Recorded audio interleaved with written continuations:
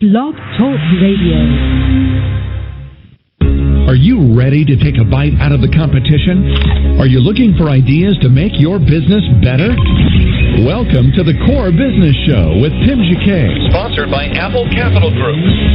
At the core of every successful business, you'll find people making a difference. And with each episode of the Core Business Show, we talk with those people, examine those ideas, and explore the strategies that make them special. Now, the host of the Core Business Show, Tim Jacquet.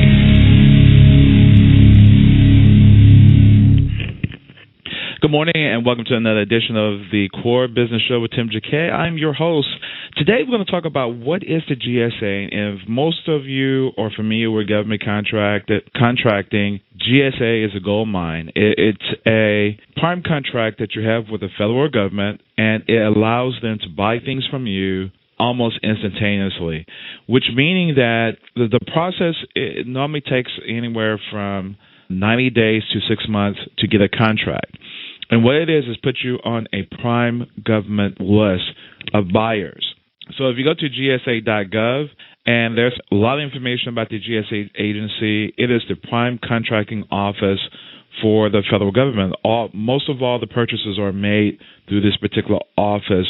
This agency buys everything from toilet paper to satellite stations or aircrafts. I mean, you name it, they buy it, down to the pencil and the pad.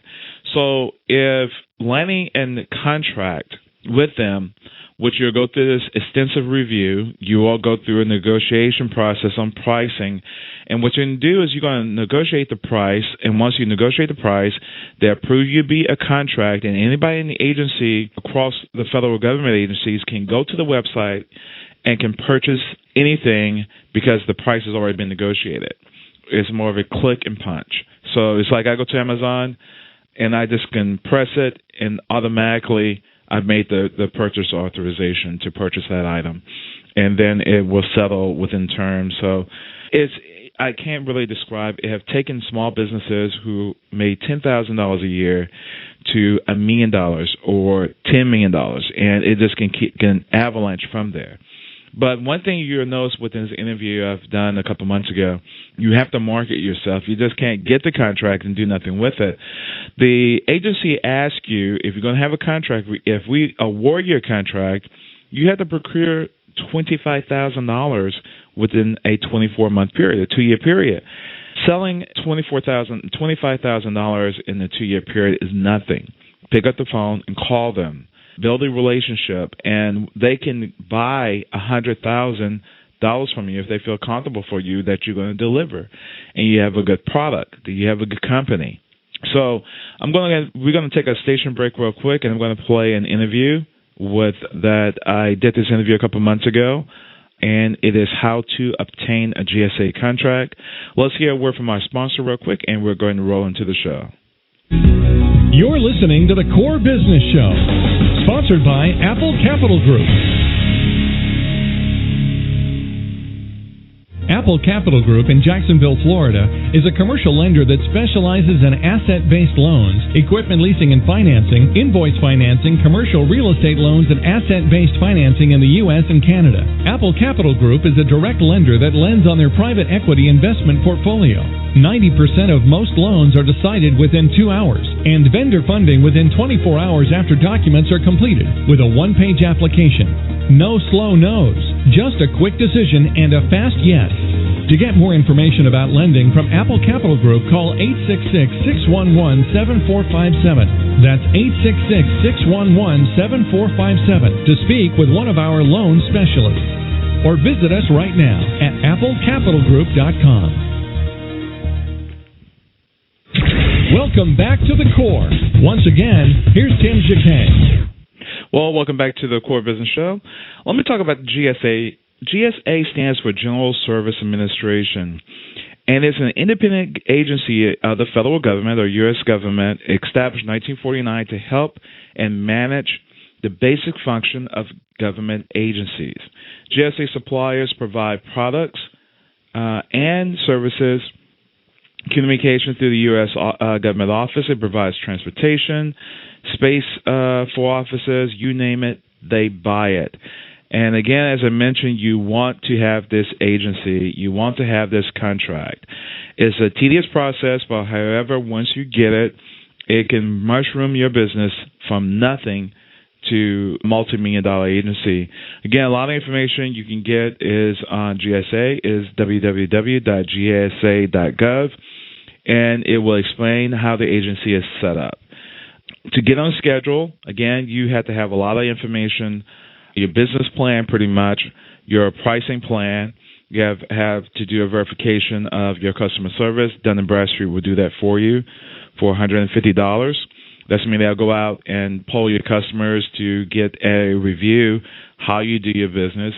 And there are a list of schedules. If you want to take a look at the schedules, go to federalbidsops.gov, and you can see a list of all the schedules from IT, which is pretty common at IT 70, is Schedule 70, and you just can go down the line on the schedules.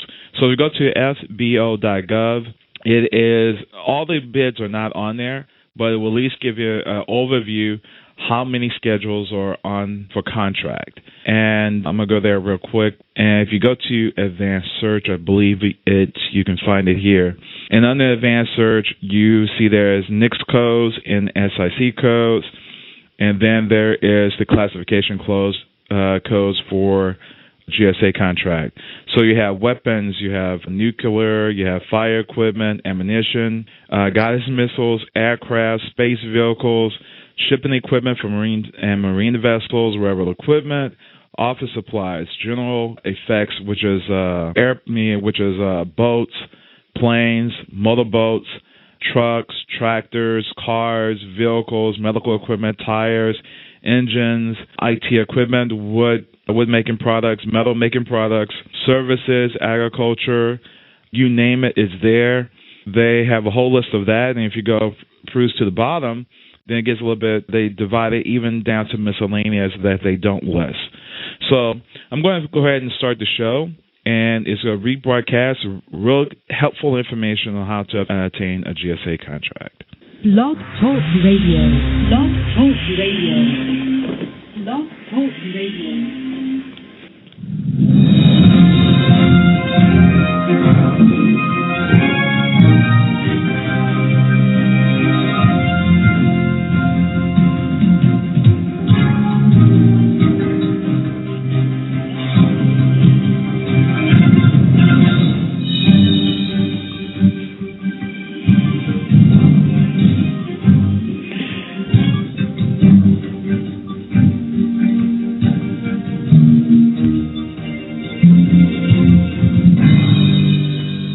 Afternoon. Welcome to another episode of Financing Your Business Today. I'm Tim Jacquet, your host.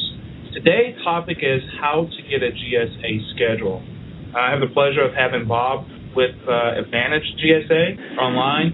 He's going to talk about how to get on the GS schedule and talk about services of this company. If you want to call into the show, you can call in at 347-324-3460, 347-324-3460. Or you can pose a question in the chat room, and I'm going to read it out on the air. But when you do call in, we just ask you to press 1 so we know you have a question, and we'll put you right on the air. Well, to begin with, good morning, Bob. Good morning. I guess to begin with, kind of tell us about yourself, and then we're just going to talk about the GSA. Sure. GSA and what's GSA all about? Okay. Well, I'm the National Sales Manager for a company that processes government applications, the GSA being one of those. I've been doing this for several years. Enjoy it a great deal because it gives small businesses the opportunity to grow by using the GSA vehicle to sell their products and services into the government agencies. The GSA, if I may, I'll just go ahead and start. Yeah, go ahead. The GSA is actually, first of all, it stands for General Services Administration. It is the buying arm of the federal government. It's made up of about 15,000 buyers across the country. Those buyers represent 600 federal agencies. When one of those agencies has a requirement for a product or service, they contact the people that are on what's called the GSA schedule, and that's just a list of approved companies, and they purchase directly from those companies. The GSA is set up to have the ability to purchase up to $150,000 on a direct award basis. It means they do not have to go out to bid for those purchases. Anything between $150,000 and $2.5 million has to be bid, but does not have to be competitively bid. It means they can send the bid to one company if they choose. The contract, once you get on the schedule, the contract itself is good for 5 years, and it's renewable 3 times. So in essence, it's a 20-year contract. Right now, there's just under 20,000 companies nationwide that are on the schedule. That's actually less than 0.5% of the companies in the United States. The GSA last year actually spent a total, including the VA spend, about $56 billion. That number has gone up every year for the past 12 years. So it doesn't matter who's in office at the time, that spend continues to grow for 2 reasons. Number one, it's much easier for a government agency to purchase through the GSA. And number two, the vast majority of companies that are on the GSA are small business. The advantage in terms of set-asides on the GSA run like this. The small business set-aside is 27%. Woman-owned business would be an additional 5%. Veteran-owned or service-disabled veteran-owned business would be an additional 5%. Hub zone is an additional 3%. And disadvantaged businesses would be an additional 5%. So theoretically, you could have a total of about 47% set-aside if you fell under all of those set-asides. But I always tell people, pay closest attention to the small business set-aside at 27%. The average, if you just do the numbers, take that 20,000 into that 56 billion, that's about $2.5 million per company per year is the average of what people do on the GSA. The reality is not everybody does that average. There are, statistically, the GSA is split up into thirds. About 1/3, the bottom third of the companies that are on the GSA actually do little to no business with the GSA. And if you ask those people, why aren't you doing any business, they all say the same thing. It's because they're waiting for the GSA to contact them. Wow. And it doesn't work like that. Getting on the GSA basically is giving you a hunting license, and it allows you the ability to hunt. So once you get on the GSA, you have to proactively reach out and chase the business. And the people that do that tend to do very well. That middle third of folks that are another 6,000 to 7,000 companies that are on there get it sort of. They do maybe $250,000 to maybe $1 million a year, and they reach out and contact some folks. They're touching base with a handful of agencies, and they consider themselves to be doing pretty well.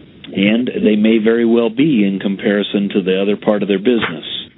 The top third are the folks that really get it. These people hit it out of the park. They're $5, $10, $15, $20, $30 million a year on the GSA. And if you ask those folks, how are you doing it, they'll tell you, we chase the dickens out of the business. There's 2 titles of people that you need to chase once you get on the GSA schedule. One of those titles is the GSA buyer. I mentioned there are 15,000 of them across the country. Those buyers are the ones that actually submit the purchase orders to the GSA schedule holders. The other title you want to pay very close attention to are the contract officers that work for the federal agencies. Their job is to facilitate purchases on behalf of their agency. So you would reach out to a contract officer and say, hey, here's who I am, here's what I sell, I'm on the GSA schedule, please give me a chance, and proceed from there. And you talk to hundreds of them, basically. There's tens of thousands of contract officers around the country. Okay, I'm trying to give you the 10,000-foot view here. That was great. A lot of great information. Good. Are you finished, or are you still? No. I wanted to pause to see if there are any questions, or nothing so far. Okay. The process for getting on to the GSA itself is the gotcha. There is an application that is anywhere between 350 and 500 pages, and that has to be filled out in a very specific order, and they want to see some very specific information on that application submitted to the GSA administration. Once they receive it, they're running right now about 4 months to accept and award you a GSA number.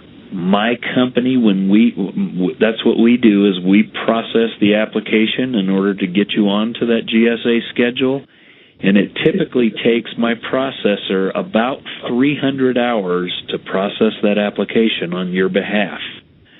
We usually spend between 6 and 8 weeks getting that done, and then we submit it to the GSA administration. Because we do this for a living, we know exactly what they want to see and in what order they want to see it. The odds of companies, not to say that companies can't do this on their own, they certainly can, but the odds aren't with you. Less than 20% of the people that attempt to fill this out on their own and send it in succeed in getting on to the GSA.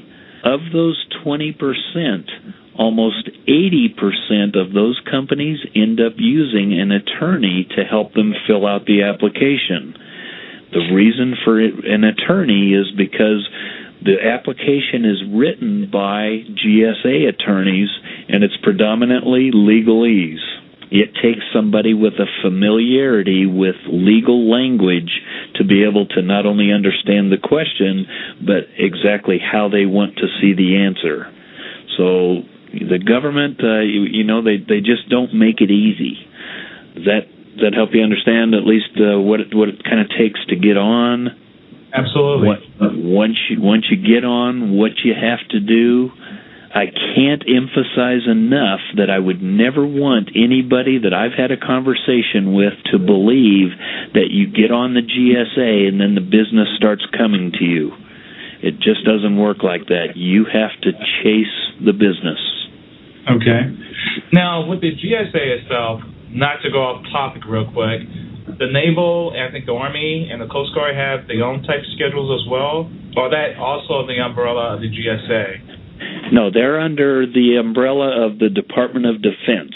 Okay. And the Department of Defense does a substantial amount of business with the GSA. The GSA is actually made up of 48 different categories. Half of them are products, half of them are services. There right now is only one of those schedules which is closed, and that is the Schedule 75, which is the Office Products Schedule. All other schedules are wide open to new applicants. Okay. That number of almost just under 20,000, that number has remained the same for the past 5 years in a row, which means there's as many people getting off of the schedule as they're getting on. Wow. The GSA has a stipulation that says when you get on the GSA schedule, if you don't do at least $25,000 in business the first 2 years of being on the schedule, they're going to boot you off. So plenty of people get booted off because they're not aggressively pursuing the business. Well, $25,000 is not a lot. That can be almost one order. $25,000, you're just not trying if you can't hit that within a 2-year period. Absolutely. So they're giving you ample opportunity, but it's up to you to even just try to get one thing. Correct. Yep. In one case. You kind of named the categories, if you don't mind. You mentioned that there are Schedule 75, which is office products you mentioned. That's right. Those, and you mentioned it earlier before we went live. Can you tell us the reason why? Schedule 75, they decided that of those 600 agencies that they were spending money on office supplies across hundreds and hundreds of companies, and they didn't feel that they were getting the economy of scale. So they decided to narrow that down to about 20 companies that they now funnel most of those purchases through in order to get better pricing and through higher volumes. Okay. This is a trial. They're just trying it out. I believe in October of 2012 they're going to open up Schedule 75 again. Okay. And with that particular schedule, I guess if you look across the board for office products, you have your large people like Quill and Boise, Paper Supply. Most people are going to be buying their products through them anyway, so they're just trying to go straight to the dollar. Yeah, it was strictly dollars and cents. Somebody somewhere decided that was a smarter way for these agencies to proceed, so they enacted that using this GSA vehicle. Okay. And can you also name the type of, I know you said 50% is products, 50% is services. If you don't mind, can you just go ahead and name some of the products and services that you can get on schedule for? Oh, sure.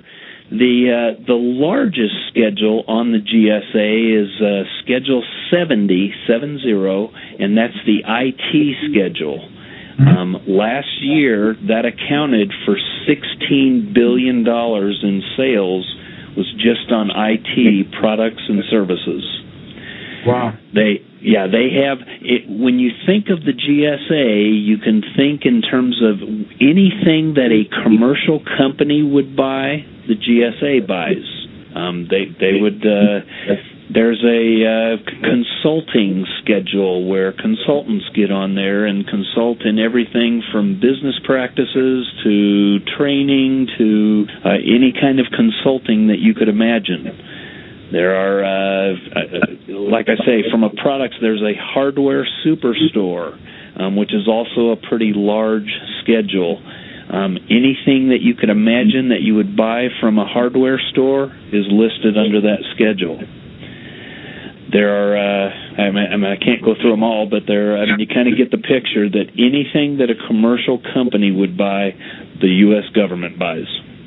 Okay, so they'll manufacture anything, they just buy everything pretty much. And if they want to get a copy of the list of classification codes, is that a place they can go to on the GSA or the federal site so they can look at the categories?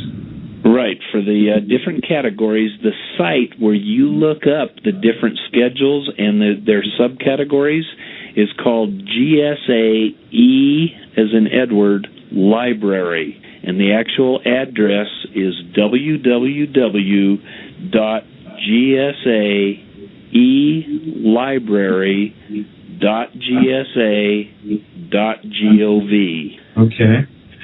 Can you repeat that one more time? Sure. www.gsalibrary.gsa.gov. Okay. Government website. That library has a listing of every single schedule, and if you click on that schedule and then go in and look at any of the subcategories, you can click on that subcategory title, and they're all titled with numbers. Click on that, and it'll list every single contractor in there that's on that schedule. You have the ability to look and see what their socioeconomic status is, whether they're a small business or a woman-owned business or whatever. You have the ability to look at their contract terms and conditions as well as their price list. Wow.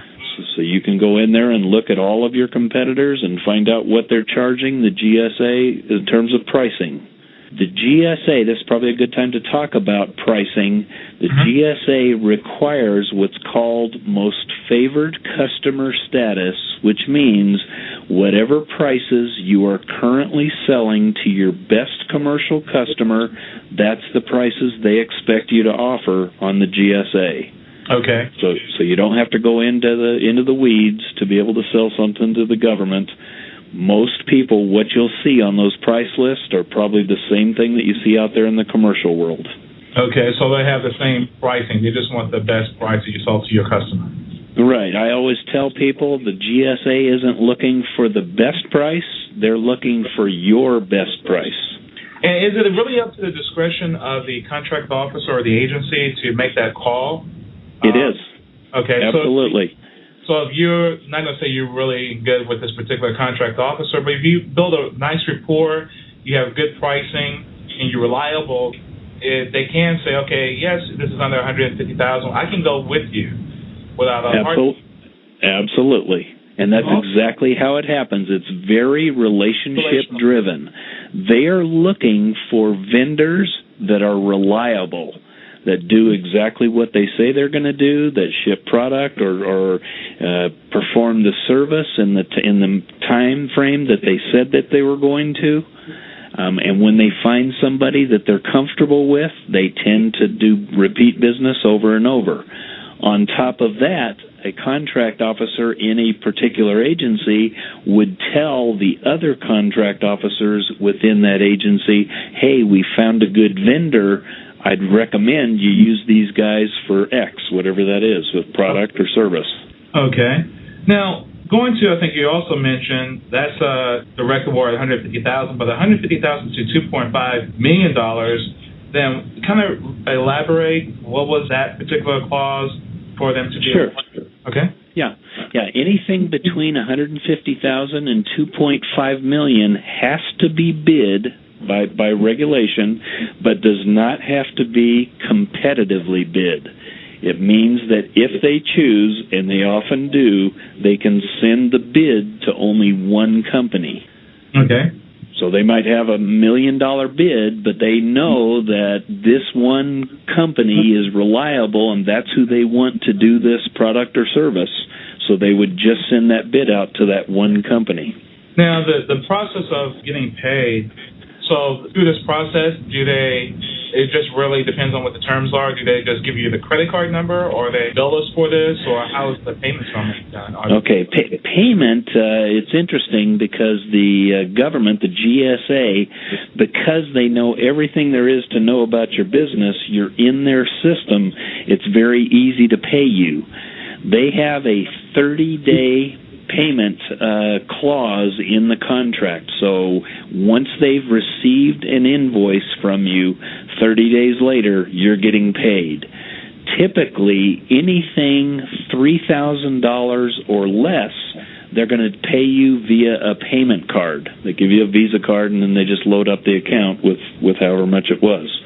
Okay. Anything over that, typically, they're sending you a check. So it's pretty straightforward, but most of the people that I talk to that are on the GSA schedule said the GSA pays way better than their commercial customers. Oh, definitely, because of that clause. Usually, sure. Sometimes they pay within 10 days. I know contracts I've dealt with. Once the officer signs off of it, you can expect maybe 10 days. So right. They actually don't send a physical check out. They actually do electronic transfer to your account. They can. You have the choice of setting up either or when you do your terms and conditions on the initial application. Okay. So the GSA contract is mainly everything is negotiated and pricing negotiated at the very beginning, and kind of cleans that out. They don't have to do this whole process. They've done it, due diligence, give us your price, boom, there it is. So they don't have to haggle or do the check. So it's mainly streamlining the process that they don't have to do all of these, list these things on federal bid ops for the officer itself, which makes more work for them. Right. Well, and to give you an idea, there's two ways to do business with the federal government. One way is you get your CCR, your Central Contractor Registration, and that allows you the ability to bid on opportunities on the website called FedBizOps. It's fbo.gov, and it stands for Federal Business Opportunities. There's currently about 625,000 companies that have a CCR and that bid on those jobs. The attrition rate with the CCR is almost 50%. Half of the people don't renew their CCR at the end of a year because they either didn't win anything, or if they won something, they didn't make any money on it. The difference for a government agency to purchase something through the GSA or through the FedBizOps site, doing it through the GSA, they could feasibly have their product or service within 7 to 10 business days, pretty regularly. If they send it over to FedBizOps, they have to put it out to bid to these CCR holders for a minimum of 60 days. They then have to review those bids. The average amount of time that it takes for them to see a product or service through FedBizOps is about 100 days. Wow.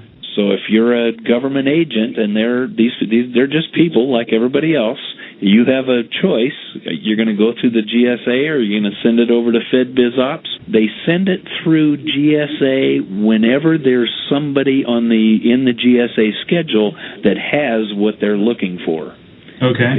If they can't find it, then they flip it over to FedBizOps. Also, all new construction only takes place through FedBizOps. Okay. The GSA doesn't buy a handful of things. They don't buy automobiles through the GSA. They don't buy guns or ammo through the GSA. They don't hire attorneys typically. They don't buy or lease real estate through the GSA. But just a handful of things that they don't buy. Most everything else you can think of, they purchase. And what's the reason? I guess with weapons is really clear because of security. But for attorneys, for automotives, which is a constant with the government and real estate leasing for offices, why these are not prohibited, but they don't buy on these schedules? Well, they don't buy it on the schedule because they don't want the contract officer at that level making those decisions. They have people that are very specific to real estate in these organizations, and those people handle all transactions. Okay. The government leases a ton of buildings, no question about it. I mean, I think over 50% of the buildings that they occupy are leased. Okay. So then maybe the agency has specific needs and so forth, so they really need someone to handle what they need for that particular office. Correct. Uh-huh. Yeah, and from an attorney standpoint, the government has all of their own attorneys. They may very well subcontract out certain work, but they don't do that through the GSA schedule. Okay. And you said you mentioned earlier regarding the $56 billion. The $56 billion is purchased by the GSA every year? Correct. Well, that was last year. Last year.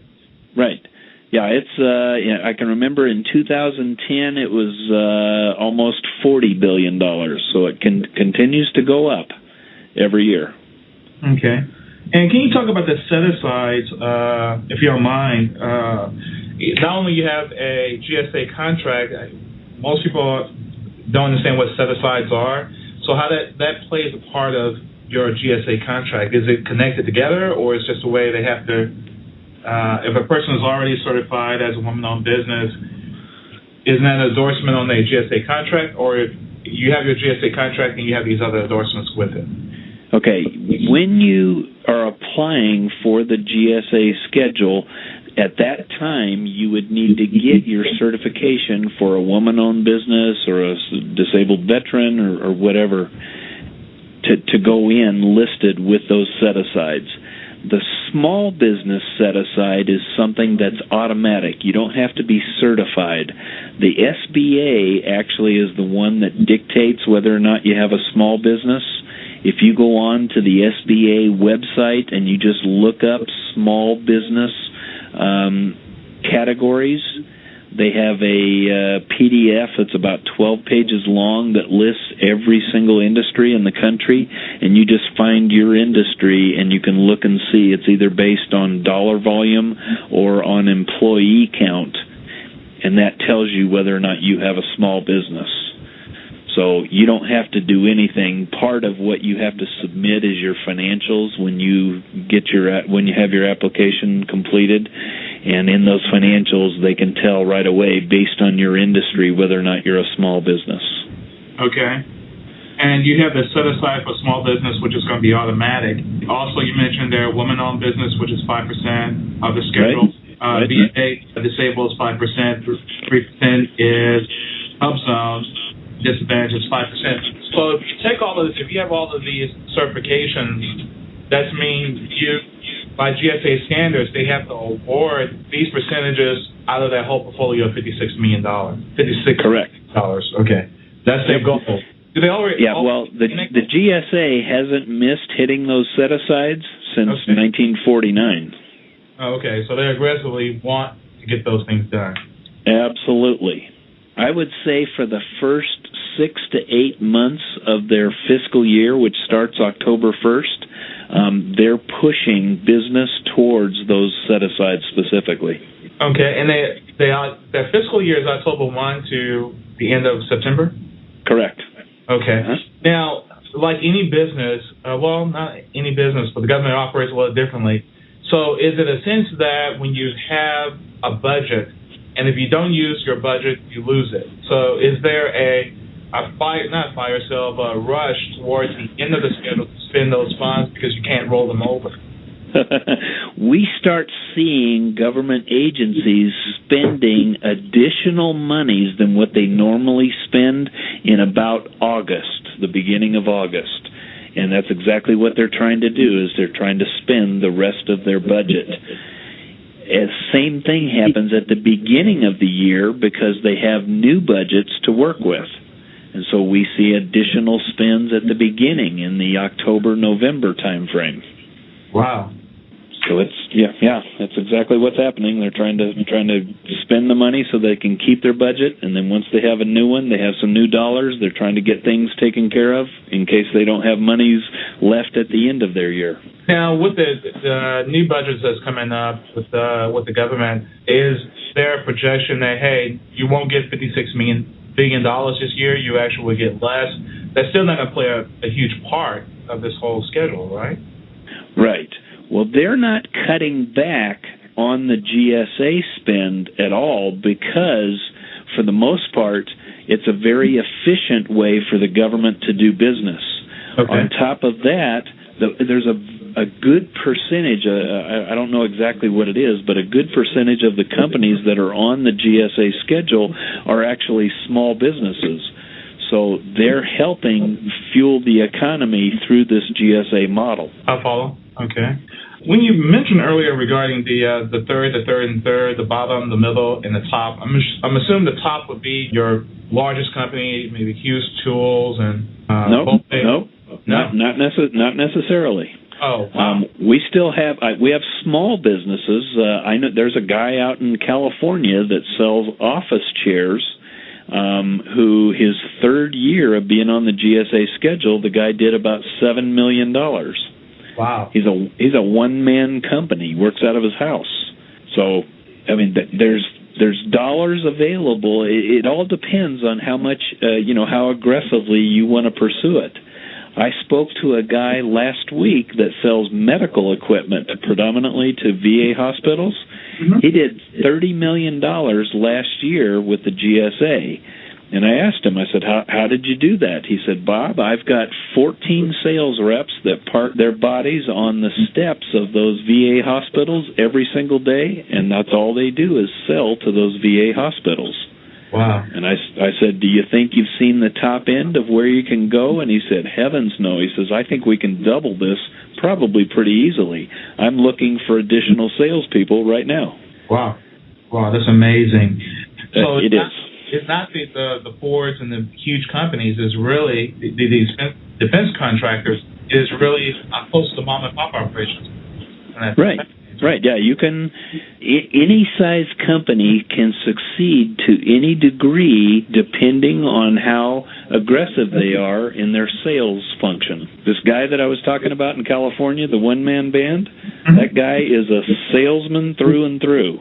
And wow. he told me that the way that he's built that up, when he talks to a GSA buyer or a contract officer, he doesn't let them off the phone until they've given him 2 more names and 2 more phone numbers of other officers. And he said, I've just kept doing that over and over and over again. And he said, now I'm dealing with about 1,500 people that I sell chairs to. Well, that's amazing. So, yeah. Before we actually talk about more details with your company, now, person, once they get a GSA contract, you mentioned earlier that they really need to hit the ground running. Is there ways that companies like yours can provide lists of current officers, or how would they actually get started? Right. Well, if they choose to use my company, we actually have a marketing division that will market their company to those buyers and to those contract officers. Wow. And we would just do an outbound calling campaign on their behalf. If they decided they wanted to do this on their own, it's probably a little slower process, but, I mean, you can go to the SBA and get a list of some GSA buyers in your region, and then from there you would ask them, do you know any contract officers that I could contact in order to sell my products or services? So 2 ways to do it. We do it's a little more fast track. I would have somebody making about 100 outbound calls on your behalf a day once you got onto the schedule. And so you would see a lot quicker return having us do it. But that's not to say that people can do it on their own. The guy selling the chairs, he's doing it on his own. That guy selling the medical equipment, he's doing it on his own. Okay. So it's not impossible to do it on your own. Okay. Let's talk about your company. And if I'm a customer, I want a small business, I want to be on schedule, what should I do? Okay. The best way is to talk to somebody that, within my company, I have a staff of people around the country, and they're GSA specialists, and they'll walk you through the exact process of what it would take. I usually tell people that once you tell me, yes, you want to move forward with my company, then we send you an email with a list of things that you need to start gathering for us to be able to start filling that application out on your behalf. And it's about 40 or 50 pages worth of stuff, things like your last couple of years' financials, your balance sheets, a list of invoices so we can see not only what products or services you sell, but what kind of prices you charge, a list of customers that they would have to send to a company called Open Ratings. They're a division of Dun & Bradstreet. They're going to send a questionnaire to your customers, and then based on those responses, they're going to rate your company. That rating goes in with the application itself. So things like that, about 40 or 50 pages worth of stuff. My company processes, we put over 100 people a year onto the GSA. And so we're very familiar with exactly the nuances of the application itself. We have a 99% success rate of getting people onto the schedule, which is one of the top in the industry. Mm-hmm. This is probably a good time to talk about qualifications, because the GSA has 5 qualifications that you have to meet in order to be eligible to get onto the schedule. Okay. And those are, you have to have been in business for at least 2 years. They like to see that you've done at least $25,000 in business over the course of those 2 years. None of the principals or owners can have had a felony. The company cannot have filed bankruptcy, and you can't supply any finished goods from non-compliant countries, meaning anybody the United States doesn't have a free trade agreement with. And it's basically any of the communist countries. You couldn't take something from Iran and sell it to the federal government. Or from China. Or from China, yeah, any of the communist countries. Okay. And also you're saying you got to be in business for 2 years, at least have show sales for that 2-year period of 25,000. Right. And the company could not be in bankruptcy. The company cannot have filed bankruptcy in its past. You can have a personal bankruptcy, that's not a problem.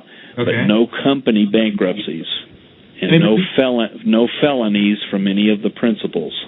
Dealing with the bankruptcy in particular reason why? Because it maybe inhibit products to get delivered, or just trying to play devil's advocate? Yeah, I'm not sure exactly why they have that requirement, but I know they are very strict about it. We had a company that we tried to get onto the GSA. The guy had bought the company from somebody who had filed a company bankruptcy years before, and by the time we submitted it and they reviewed it and went through it, he was not allowed a GSA schedule because of that bankruptcy in that history. Okay. And what regarding the felonies? So the owners or officers of the company could not have felony reason. Correct. Yep. Again, because you're dealing with federal agencies, they want to make sure that the people they're dealing with are upright and don't have any shady backgrounds. Okay, I follow. Great. And also, you mentioned that you would give them a 40-page document to fill out, and from there you said it would take about 300 hours. And 300 hours, how long, once they get that packet to you, how long it would take for your team to produce a schedule? Well, typically from start to finish is about 6 months. It takes my processor about 300 hours. We usually get that done in about 6 to 8 weeks. We then submit it to the GSA administration, and they're running about 4 months to accept and award you a GSA number. So average is about 6 months. We've seen some a little quicker. We've seen a fair number that take a little bit longer. It depends on how quickly you can get me that 40 to 50 pages worth of stuff. Okay. So, again, will it take 6 weeks for your guys in order to put the whole schedule together and to submit it? Correct. Okay. And then from that, you send it like overnight to the GSA, and then once that period starts, you're looking at 4 months from beginning to the end at GSA. Correct. Yep. Now, if they don't, for example, if they have a question, does that process stop? They ask for clarification for this question, and then that clock starts over again, or how that process usually starts? No. If they, my company, because we've been doing this for so long, we've been around about 8.5 years, and we're very good at processing paperwork. We know exactly what needs to be in there and how it needs to, what order it needs to be in, and how they want to see it. So, I mean, it is really rare when we ever have somebody come back and have to have a question clarified. If they do, if somebody's doing it on their own and they submit it and have a question, they send it back to them, and then you have to resubmit it to clarify the question. The GSA right now has a stipulation that you can't use an application that's older than 45 days. Wow. So online, when you grab that application, you better make sure at the time you're ready to submit it that it's the latest revision. Okay. There's all kinds of gotchas that they set up as to me it seems like traps, but they set up ways to not give you the GSA number if you didn't do this or didn't do that. So everything has to be checked off, and I guess they must have a clerk that does that, check everything off, and look at the date. But if you download the date and send it in, and that schedule expires, that's mean if they send it back to you, you have to update. Correct. Oh yeah, absolutely. Okay. We would correct it. Again, we're operating with a 99% success rate of getting people onto schedule. So I don't even hear of the GSA coming back to us. And except you mentioned about the one company with the bankruptcy, and so right. Okay, but he can actually reincorporate into another business name and start over. Correct. Okay, so it's not totally gone altogether. I guess in closing, anything you'd like to add as a summary? Well, Yeah, I would like to say that the GSA is a good avenue for businesses that are looking to grow. And if you're looking to grow, you have to be willing to invest in the business to accommodate that growth. We've put a number of people onto the GSA, and as their business has grown, they're struggling with building an infrastructure to support that growth. So I always tell people, be careful what you wish for. Once you get on the GSA, your business will increase as long as you pursue the business. And when it does, be prepared to take care of that growth. It's wonderful to see somebody who started out as a small business and they turn into a mid-size or even a large company through the use of the GSA. One other thing to consider is once you have a GSA schedule, all of the private companies out there, the big Fortune 100, Fortune 200 companies, they all do federal contracts. They're required by law to subcontract out 37% of every federal dollar to small business. They typically look to people that are on the GSA schedule, not because you're better at doing what you do, but because you're already pre-qualified to do business with the federal government. So it's very easy for them to include you as a subcontractor. Wow, that's an opportunity. It is. It's huge.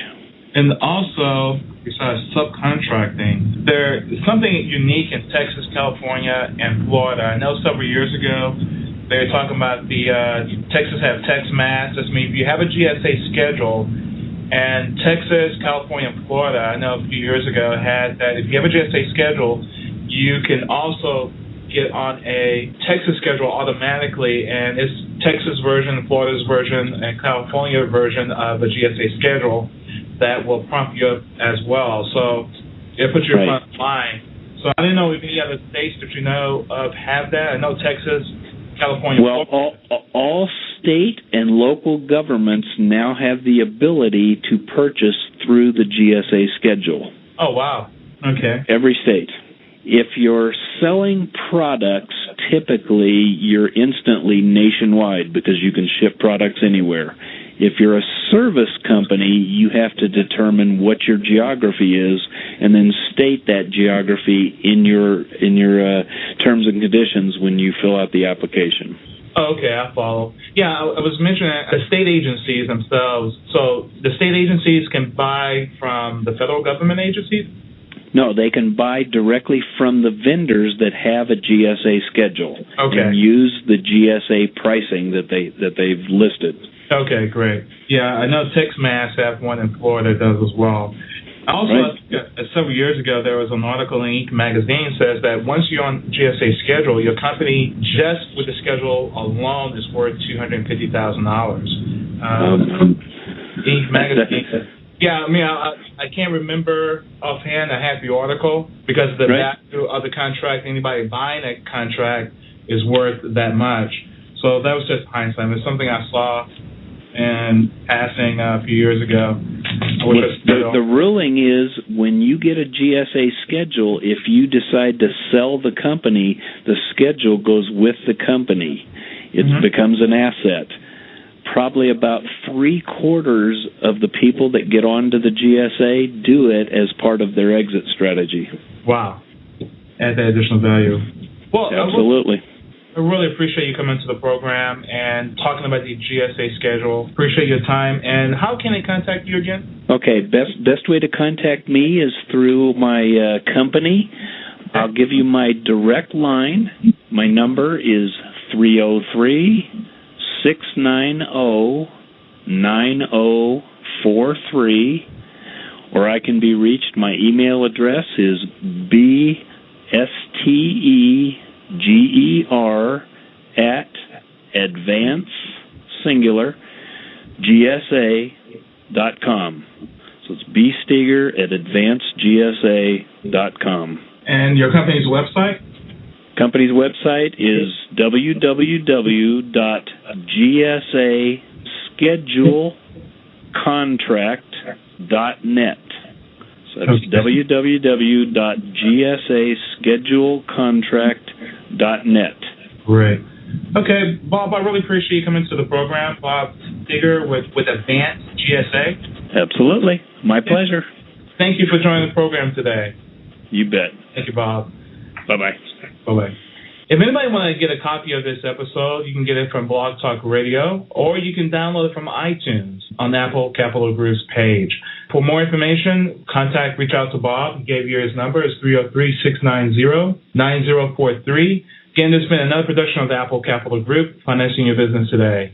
Have a good weekend. God bless. Take care.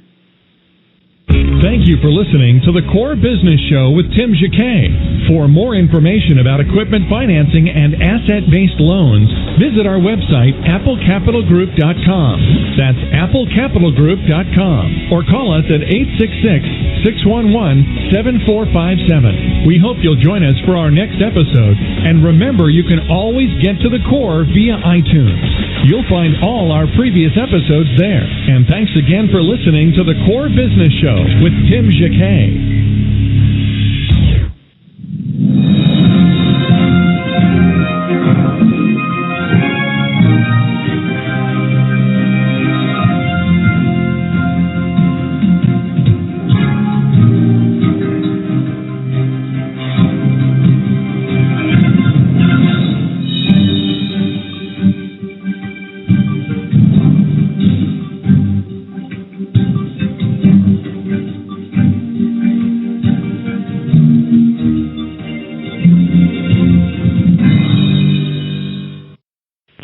Another production of the Core Business Show with Tim Jacquet. You can download this episode on iTunes on the Blog Talk Radio. Thank you for listening today, and we will have an outline of this show on our blog, which is blog.applecapitalgroup. Again, thank you for listening to the program. And if you enjoy these series that we have, please Google Plus it if you don't mind, share it, so we can kind of measure if the shows are been effective to the community. Thank you for listening, everybody. And again, Tim Jacquet, your host, another production of Apple Capital Group, the Core Business Show. Take care.